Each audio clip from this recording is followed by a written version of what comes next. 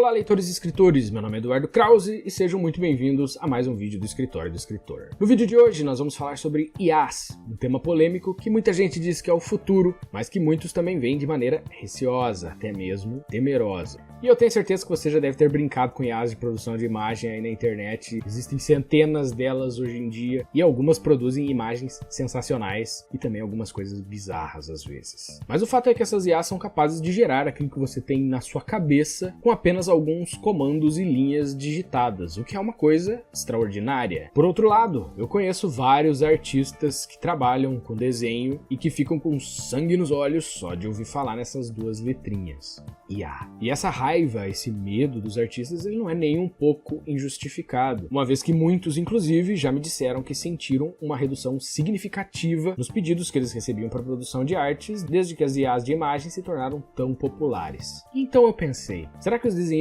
são a única profissão afetada por essa enxurrada de coisas produzidas por IA que a gente recebe todos os dias? Para resolver esse questionamento, eu resolvi pedir para uma das IAs de produção de texto mais famosas criar para mim um roteiro de um livro e ver se esse roteiro que ela produzia realmente faz sentido e se os escritores têm que tomar cuidado no futuro para não serem substituídos pelos robozinhos não tão camaradas. Essa IA foi o ChatGPT, e então sem mais delongas, bora ver o que ele produziu para nós.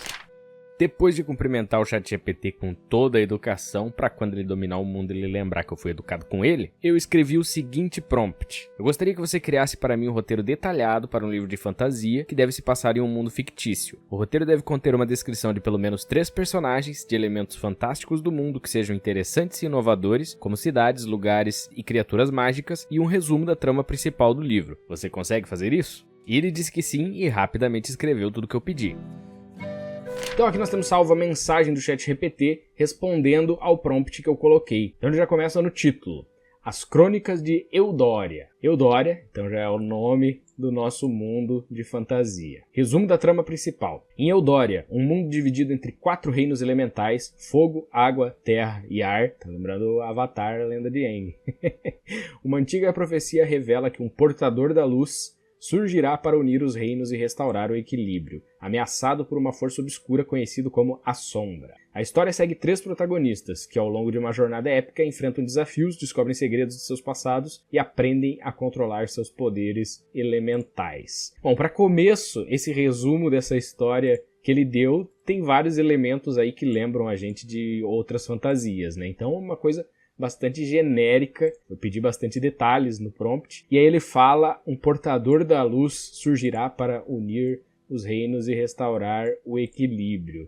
Isso é um plot bem batido, né, das histórias de fantasia, é o escolhido que vem para salvar e restaurar o equilíbrio do mundo que está ameaçado pelo Senhor do Escuro. E ele usa nomes bastante genéricos também, né? A força obscura conhecida como a Sombra. Ele falhou no ponto que a gente pediu que a história fosse inovadora, né? Não tem nada de inovador nisso daqui. Inclusive, a grande maioria das fantasias tem esses elementos. Então vamos agora ver os personagens, o que ele criou pra gente de personagem. E a primeira delas é Lyra Nuvem d'Água. Ó, gostei do nome da personagem, Nuvem d'Água, não usou uma coisa muito puxada pro inglês, né? Poderia dizer Lyra Water Cloud, alguma coisa assim. Já gostei que aportuguesou o nome. Idade da personagem, 17 anos, ok, é uma idade comum para os protagonistas de fantasia, né, geralmente são um pouco mais jovens. Então 17 anos é uma idade ok, nem tão criança, nem tão velha. Descrição da Lyra. Lyra é uma jovem com cabelos azuis que mudam de tonalidade conforme seu humor e olhos cor de água cristalina. Eu tô rindo aqui porque isso é a Tonks do Harry Potter, né, ela tem cabelos que mudam de cor de acordo com o humor dela, né? E olhos da cor cristalina. Ela é oriunda do Reino das Águas, onde a magia da água é comum. Faz sentido, né? Reino das Águas, magia da água comum. É curiosa, empática e possui um forte senso de justiça. Poderes. Lyra pode manipular a água, criar neblinas e invocar chuvas. À medida que avança na história, descobre habilidades raras, como controlar as marés. Ok, a Lyra é uma personagem interessante, eu não vou dizer que não, mas de novo, falha na inovação. Ela vem do Reino das Águas, ela tem poderes de água e ela vai aprender a usar esses poderes e descobrir que ela é mais poderosa do que os outros em usar poderes de água. Talvez uma coisa mais interessante a se fazer aqui fosse a Lyra ser do Reino das Águas e não ter poderes de águas, talvez ela tivesse poder de fogo. Já pensou? Esse é um pouco mais interessante. Por que alguém do Reino das Águas tem poder de fogo? Ia dar uma virada interessante nessa história. Mas essa foi a personagem que o ChatGPT criou para nós, então vamos ver o próximo. E agora ele criou o Kael Fogo Livre. Kael é um nome muito bom para quem conhece World of Warcraft aí, grande Kael'thas. E esse é um personagem um pouquinho mais velho, Kael tem 19 anos. Vamos lá, descrição. Kael é um rebelde do Reino do Fogo, com cabelo vermelho e pele bronzeada. Ele é ousado, impulsivo e tem um espírito aventureiro. Sua vida é marcada por sua busca por liberdade e justiça. Poderes do Kael. Kael controla o fogo e pode criar chamas de diferentes intensidades. Ele também aprende a dominar a fúria de seu poder, que pode ser um tanto destrutivo quanto protetor. De novo, nosso querido Kael Fogo Livre não tem nada de inovador, né? O fogo sempre é associado a essa coisa mais impulsiva, mais furiosa, e é isso que o Kael é, e muito provavelmente, como diz ali, vai aprender a controlar as suas chamas e dominar a fúria de seu poder, né? Tá lembrando um pouco o Natsu do Fairy Tail, pra quem assiste anime. E a última personagem que ele criou pra nós foi a Elysia Terra Fértil. Olha só. Idade 18 anos, então aqui já temos 3 protagonistas, um 17, outro com 19 e outro 18. 2 protagonistas mulher, muito bom, ChatGPT, meus parabéns. E a descrição da Elysia. Elysia é uma jovem sábia do Reino da Terra, com cabelos castanhos e pele macia como argila. Ela é calma, racional e profundamente conectada à natureza. Vive em uma aldeia que cultiva a Terra Mágica, cheia de criaturas fantásticas. Poderes. Elysia tem a capacidade de fazer crescer plantas rapidamente e se comunicar com os seres da floresta. Ao longo da história, ela descobre uma conexão especial com as criaturas míticas que habitam Eudória. A Elysia ela também se encaixa muito bem nesse seu arquétipo, né? A terra também é um elemento que é associado a coisas mais calmas, mais sábias, mais racionais. Então ela está bem inserida dentro desse universo, não dá para dizer que não, assim como os outros personagens também estão. Mas, de novo, não é nada inovador. Então seguimos agora para os elementos fantásticos do mundo. Vamos ver o que o ChatGPT preparou para nós. Cidades elementais. A primeira cidade se chama Aquaropolis. Acho que é isso, Aquaropolis, ele não botou acento, mas polis geralmente se pronuncia com acento, né? Então eu imagino que deva ser, não deve ser Aquarópolis, mas é um nome meio estranho, né? Porque, sei lá, lembra aquário e cidade, né? Água, obviamente. Vamos ler o que é a descrição. Uma cidade submersa feita de cristal, onde os habitantes vivem em harmonia com as criaturas marinhas. As ruas são formadas por corais e luzes bioluminescentes. Ok, então é uma cidade submersa, uma Atlântida. Mas essa cidade, as pessoas que moram lá respiram embaixo d'água por conta de alguma magia, ou é um domo de cristal que mantém a água para fora e aí realmente eles estão em como se fosse um aquário, aí o nome da cidade talvez faça um pouco mais de sentido. O ChatGPT não explicou isso pra gente, ele só disse que as ruas são formadas por corais e luzes bioluminescentes. Ok, de qualquer maneira é uma coisa interessante, né? Então é Atlântida de Eudória. A próxima cidade que ele criou para nós é Pyros, ou Pyros. Uma metrópole feita de lava e rochas flamejantes, onde os edifícios parecem estar em constante movimento. Os habitantes dominam a arte de forjar armas mágicas. Ok, essa daqui eu achei um pouquinho mais interessante, porque essa ideia de os edifícios estarem em constante movimento não é uma coisa que eu, pelo menos, tenha visto muitas vezes em histórias de fantasia. Eu lembro da Flecha de Fogo, do Leonel Caldela, onde as cidades dos goblins elas estão em constante movimento, porque eles estão o tempo inteiro construindo e destruindo tudo, né? Faz parte da natureza caótica dessa civilização. Então isso é um elemento que eu acho um pouco mais interessante, porém não tem muitos detalhes aqui pra gente trabalhar, né? É uma metrópole feita de lavas e rochas flamejantes, onde os edifícios estão em constante movimento. Por que ele não explica muito bem, né? Então teria que inventar em cima disso. E os habitantes dominam a arte de forjar armas mágicas, né? Tem um tema constante aqui em cada uma dessas cidades, mas essa daqui, por algum motivo, ela parece um pouco mais viva, talvez por ele ter adicionado essa última parte que fala um pouco sobre os habitantes dela, né? E realmente, em uma cidade de lava, faz sentido que os habitantes sejam especializados em forjar, porque o ambiente seria propício para isso. E a nossa última cidade, então, é Gaia, uma cidade flutuante, construída sobre árvores gigantes, onde a natureza e a magia estão entrelaçadas. As casas são feitas de materiais orgânicos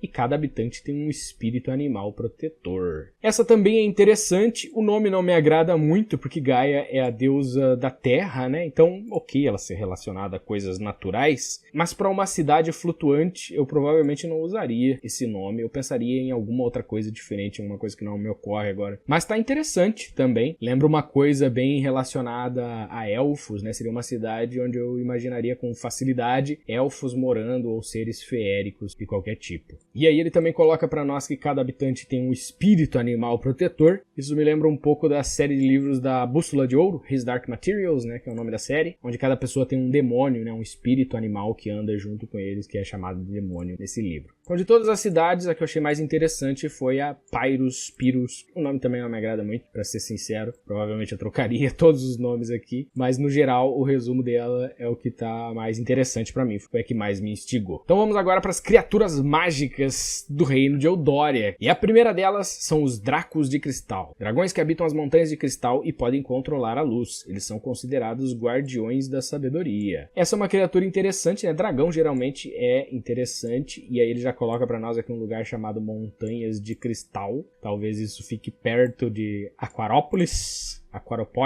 que é a cidade feita de cristal. É uma coisa para se considerar na hora de construir o mundo. Às vezes é interessante colocar elementos que se repetem, como montanhas de cristal e uma cidade feita de cristal, próximas geograficamente dentro do seu universo de fantasia, né? No nosso mundo as coisas não precisam fazer sentido, mas na fantasia precisa, vai por mim. A segunda criatura são as serpentes de vento. Serpentes etéreas que controlam correntes de ar e são capazes de viajar entre dimensões, olha só. Essa daqui eu gostei bastante, me lembra uma criatura que tem no Caminho dos Reis, na saga dos Relatos das Guerras das Tempestades, que acho que é em Guia Etérea, alguma coisa assim. E serpente viajando entre dimensões lembra uma criatura que tem no meu próprio livro. Será que o ChatGPT tá copiando o meu livro agora? Acho muito difícil. Vamos para a próxima criatura, Guardiões da Floresta. Seres que parecem humanos, mas possuem características de plantas, como folhas, como cabelo e pele de casca. Eles protegem os segredos da natureza. Tá, esses aqui são entes, né? Dríades, criaturas nesse sentido assim, nada de muito interessante neles, né? Nada que a gente não tenha visto.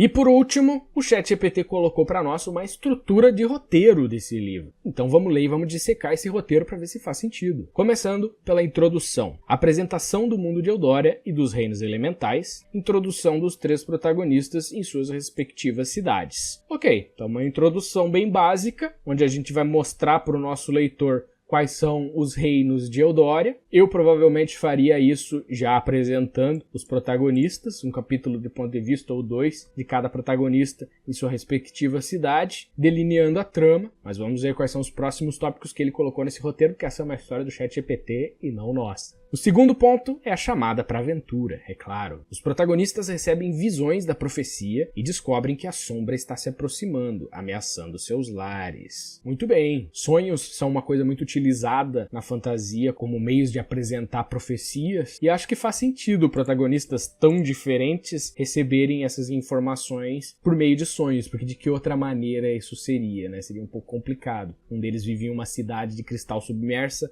outro numa cidade cheia de lava, com edifícios que se movem, e a terceira numa cidade flutuante na copa das árvores. Então seria complicado que todos recebessem a mesma informação de uma outra forma. Terceiro ponto, formação da aliança. Lyra, Kael e Elysia se encontram durante um ataque da sombra. Eles percebem que precisam unir forças para derrotar essa ameaça. Ok, então os nossos protagonistas recebem visões da profecia em seu sonho e descobrem que a sombra está se aproximando e resolvem ir investigar. Talvez algum deles seja capitão da guarda do reino, alguma coisa assim. Uma outra poderia ser uma pesquisadora que está tentando investigar. A terceira poderia ser talvez uma aventureira mesmo. E então todos, por seus motivos individuais, resolvem investigar a sombra e são atacados e acabam se unindo durante esse ataque para derrotar a ameaça. Ok, uma estrutura que eu consigo ver funcionando. Daria para criar alguma coisa interessante em cima disso, mas ainda assim levanta algumas questões, como por exemplo, quão grande é o reino de Eudória? Quantos Quanto tempo esses personagens levaram para chegar nesse lugar onde eles foram atacados pela sombra? Não parece um pouco coincidência demais eles estarem todos no lugar certo, na hora certa, para serem atacados e unir os seus poderes para derrotar a sombra? Tem algumas falhas aqui nesse roteiro, com toda certeza, mas daria para fazer funcionar. Então vamos ver qual que é o próximo ponto que o ChatGPT coloca para nós. Viagem através dos reinos, olha só, é o ponto que eu levantei sobre a viagem, vamos ver se ele vai explicar. Os personagens viajam por diferentes cidades, enfrentando os desafios que testam suas habilidades e fortalecem sua amizade. Não explica nada, né, não fala sobre como a viagem funciona, ele apenas diz pra gente que os personagens têm que viajar e enfrentar desafios e fortalecer sua amizade, que também é uma coisa bastante clichê. O personagem, ele viaja bastante pra mostrar o mundo pro leitor, e nesse meio tempo que ele tá viajando, as relações entre ele e as pessoas que estão ali juntos se aprofundam. Próximo ponto então do roteiro, conflito interno. Cada protagonista enfrenta suas inseguranças e dúvidas sobre as suas habilidades e o futuro. Ok, eu achei que o conflito interno ia ser um pouquinho mais interessante do que isso, né? Aqui o que ele está dizendo é que cada protagonista está sofrendo de síndrome do herói, né? Que é aquele momento em que o herói duvida das suas próprias habilidades e não sabe se ele vai ser capaz de resolver os problemas e fica lá, oh meu Deus, eu tenho esse poder, essa espada poderosa, mas será que eu vou conseguir derrotar o vilão?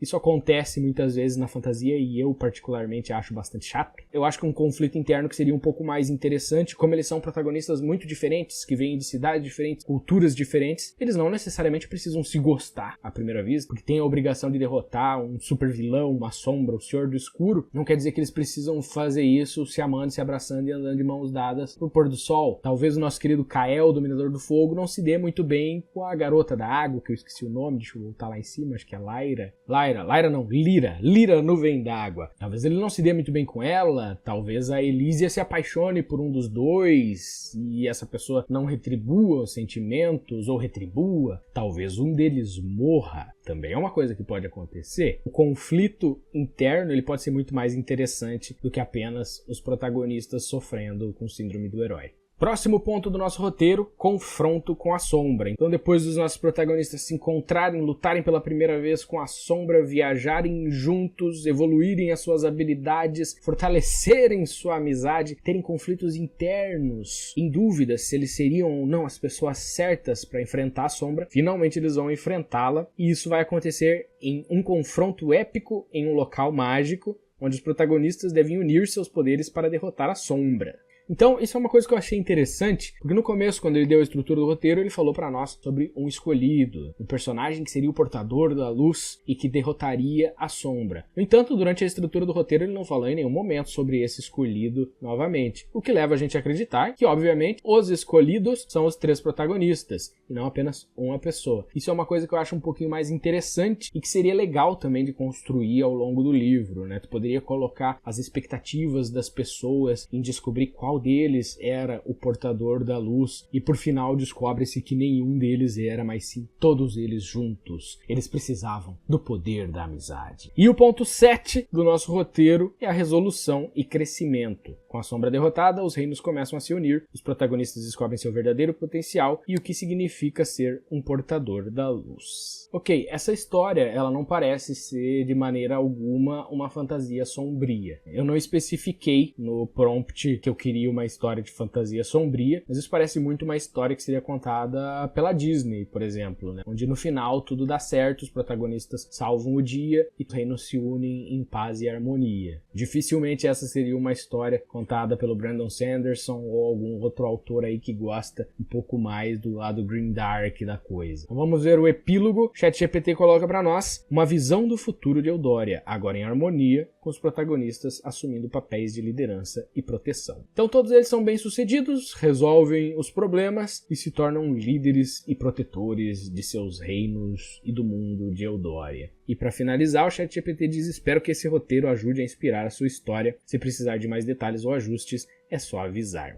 Certamente isso serviria como uma boa inspiração para construir a sua história. Mas eu acho que a conclusão que a gente consegue chegar aqui é que, muito embora o ChatGPT e outras IAs consigam criar sim muita coisa relacionada à fantasia, ainda falta aquele toque que por enquanto Pelo menos na minha opinião, só um humano consegue dar. Quem sabe em algum momento do futuro a gente não veja as IAs evoluindo a ponto de produzir coisas que sejam indistinguíveis de um livro que um ser humano produziria. Eu não acho isso impossível de acontecer. E na verdade, se tu for considerar toda a evolução que as IAs de imagem, pelo menos, tiveram nos últimos anos, a coisa é assustadora. Mas pelo menos por enquanto, essa não é a realidade e os meus colegas escritores podem ficar tranquilos que a profissão não vai ser roubada, pelo menos não por enquanto. E se você ficou até aqui e gostou desse vídeo, não esquece de se inscrever no canal, dar aquele joinha, ativar o sininho para receber todas as notificações e comentar aqui embaixo se você quer uma parte 2 desse vídeo para eu pedir pro ChatGPT escrever essa história